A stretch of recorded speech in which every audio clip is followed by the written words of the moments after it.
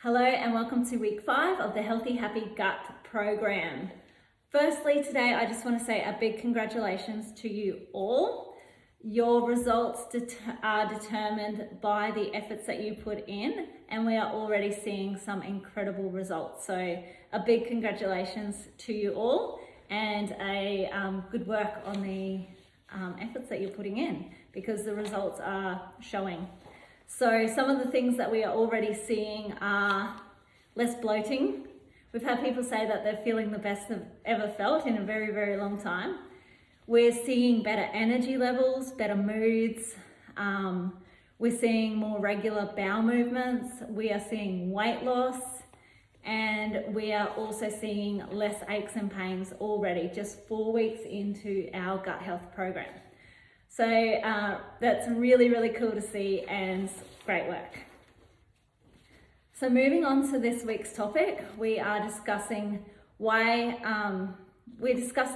replacing beneficial bacteria in the gut and why we do it, what affects our good to bad gut bacteria ratio, and we're also going to talk about how we then repopulate our beneficial bacteria in the gut. So we know that from birth, our gut bacteria has a big impact in the signs and symptoms that we end up having, or the conditions that we end up having. So there's studies to show that certain strains of bacteria can really help a baby not have eczema, or to have a better digestive function where they're not getting so much colic and reflux and those sort of things as well, and less allergies too. So right from birth, that good bacteria is there and crucial to really help our digestive system and our immune function as well. We also know that good bacteria helps to digest fiber, so fiber is our good bacteria's food. And we know that fiber is really good for our cholesterol levels, good for healthy weight, good for healthy bowel movements, and good for heart disease, and also reducing the risk of cancers. Our beneficial bacteria also help to control our immune system function. So if you've got things like allergies, asthma, hives, skin rashes, those kinds of things, we know that your immune system is out of whack, and to actually help support your immune system, we need to better your gut bacteria. So put in more of the good guys and make sure that there isn't an influx of the bad bacteria too. We also know that it helps our brain health. So if there are deficiencies in certain strains of good bacteria, we know this can affect our brain health and our mental health as well, and that there is a gut-brain axis. So whatever's going on in our gut will affect our brain, and we also know that whatever's going on in our brain can affect our gut too. So that's really important to know. So what sort of things affect our good to bad bacteria ratio? We know that certain medications can, especially long-term use. Antibiotics definitely do, and I know that as kids we do tend to have quite a bit of antibiotics. Well, a lot of us do.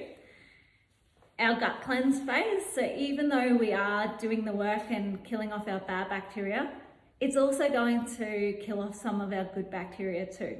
So it's really important then to finish the cleanse off with replacing that beneficial bacteria in the gut. And also the food we eat. So we know that sugar, refined carbohydrates, energy that doesn't get utilized can feed the bad bacteria in our gut. And we know that there's certain foods that help to feed our good bacteria, like prebiotics and fiber as well. So just be mindful of the foods that you're eating and whether or not you're doing your gut bacteria favors. So then how do we get more good gut bacteria? Well, we can supplement with a probiotic, a multi-strain broad spectrum probiotic. We can actually test to see which ones you're low in and high in, and which ones we need to supplement with. We can also eat fermented foods which have probiotics in them naturally, things like your sauerkraut, miso, kombucha, kefir, and yogurts as well. And then also making sure we're feeding that good bacteria. So with prebiotic fibers, so there's ones you can get through supplementation, but there's also herbs and foods that help to feed that good bacteria too. So things like garlic, leek, onions, apples, bananas, chicory roots, asparagus. These are foods that help to feed our good bacteria.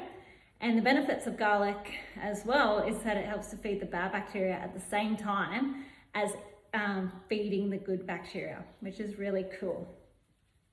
So that about explains it all. We have talked about why we need to replace it, what impact our good bacteria has on our bodies and our bad bacteria. We've talked about what impacts our good to bad bacteria ratio, and we have also discussed how to replace our beneficial bacteria. So it's really important that we do spend some time after we've cleansed our gut, that we start replacing that beneficial bacteria back into our bodies and our guts.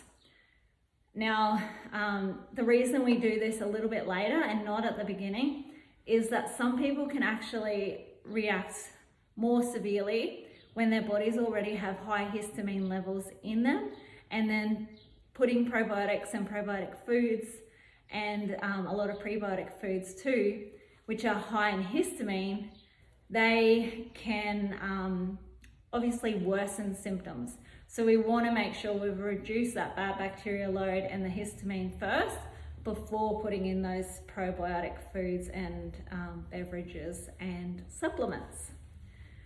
All right, guys, I think that about explains it. If you have any questions at all, let me know. If you want to know more specifically about what strains are good for what conditions, let me know as well, because I love talking about that. But yeah, I don't want to go into that if you're not really wanting to learn about that just yet, because it is a lot to get our heads around. And I think just starting off with the basic info first before going into the deeper nitty-gritty is beneficial.